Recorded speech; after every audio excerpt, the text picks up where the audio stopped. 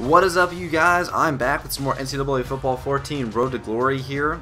Before we get into the game, I just wanted to show you guys really quickly the Heisman standings, and we did end up losing the Heisman race, which is actually really annoying because I definitely thought I should have won it since we went undefeated, but Fred Callahan won it even though their team went 8-4, but I did win all the other awards, which is strange because in the awards that both Fred Callahan and I were in, I ended up winning, and it was weird because I was checking out the standings and he just like dominated me in the standings, which is weird because every single week I was ahead of him before that, so it didn't really make sense to me, but I guess we're just going to roll with it.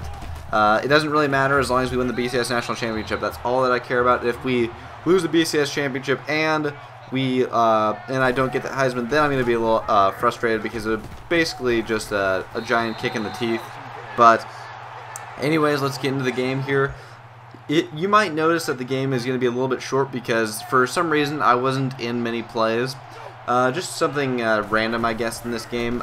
Usually, you know, I'm in almost every single play, but in this game, not much offense, really. It was mostly defense in this game, surprisingly, against Ohio.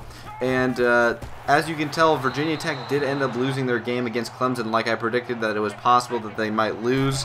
So now we're playing against Ohio Bobcats, and that's interesting. They're actually an 88 overall, so they're not a bad team by any means, but their record also was not the hardest, obviously, because they didn't play that many great teams. Right here, break off one tackle, break off a second tackle, and I thought I was going to get tackled there for like at least a 10-yard gain, but I end up running it all the way for 42 yards and the touchdown, which was really nice, I thought. That was just crazy.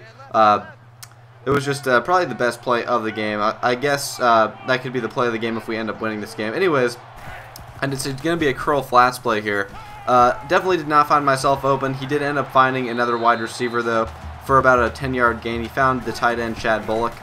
Right here, it's another slants play, and he is going to end up finding the wide receiver, and he gets behind the coverage, so he does end up scoring the touchdown, which is really nice by Larry Brewer, just getting right behind the secondary and scoring that touchdown.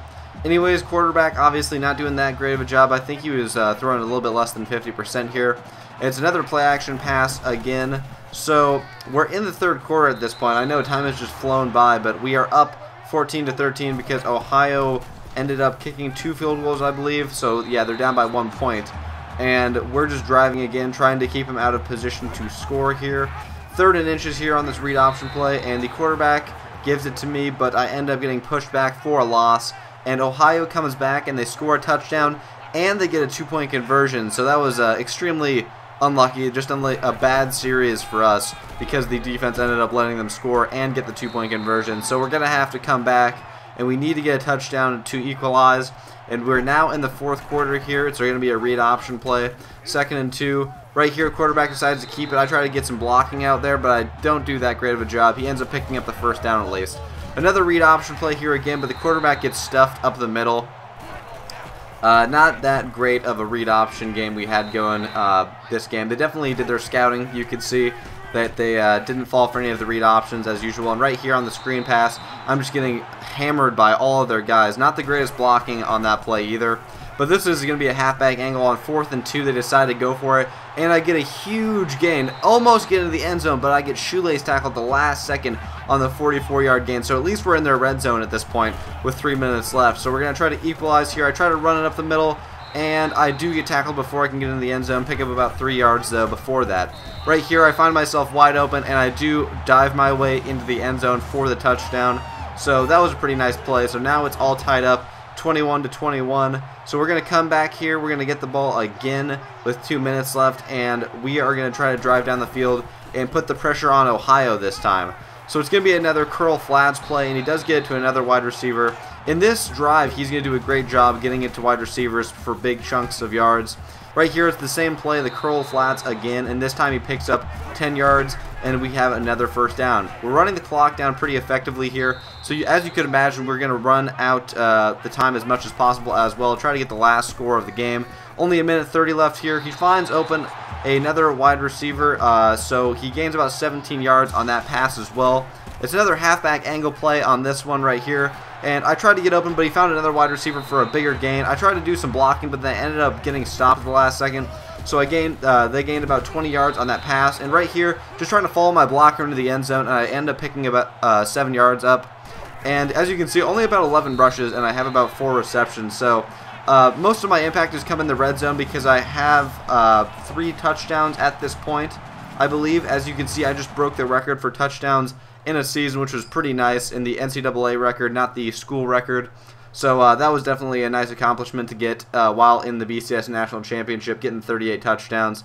But anyways, it does end up going into overtime because they do score a touchdown, and they got the ball first, and they tried to go for it, I believe, and they didn't get it.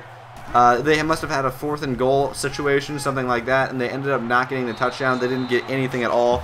So all we need to do is kick a field goal here to win the game, and we're just going to keep trying to drive it down, get as close as possible, get it down the middle if needed, but just going to try to score the touchdown here if we can, instead of having to kick a field goal. That would be the easiest situation for me, at least. Get a screenplay here, almost get into the end zone, and I jump over the defender, and I do get into the end zone for the touchdown, which is a nice play. So now I have 3 rushing touchdowns and a receiving touchdown for my accomplishments this game. Did not get that many touches overall, but you know what? I made them count when I got them. So as long as that happens, and as long as I get the player of the game and the BCS National Championship MVP, I'm going to be happy with that. So we do end up pulling out the victory because of that touchdown. We end up winning by 6 points. We didn't get the PAT, obviously. And the celebration can begin because we finally won our first BCS National Championship with Baylor, and I'm definitely planning on going to the NFL draft, but I would love it if you guys could tell me in the comments what you think about that. If you guys think it's a good idea to go to Madden 25, do you guys want to see Madden 25, or do you want me to stay another year at Baylor? It's totally up to you guys. I really would love it if you could leave me some feedback, though, in the comments, because I want to know what you guys think. And if you're not interested in seeing Madden 25, I don't want to put it out if you guys don't want to see it. So it's up to you guys. Just leave it in the comments. And as you can see right there, we end up getting Player of the Game and the MVP award. And they're going to present us the trophy right here for the BCS National Championship, and what should be a beginning of a long dynasty for Baylor, hopefully. Even if I were to leave, I think they'd still be well off, especially with that other quarterback and the other running backs and wide receivers they have that are going to stay. But anyways, I hope you guys enjoyed. Comment, like, subscribe, and tell me about Madden 25, and I hope you guys have a nice day.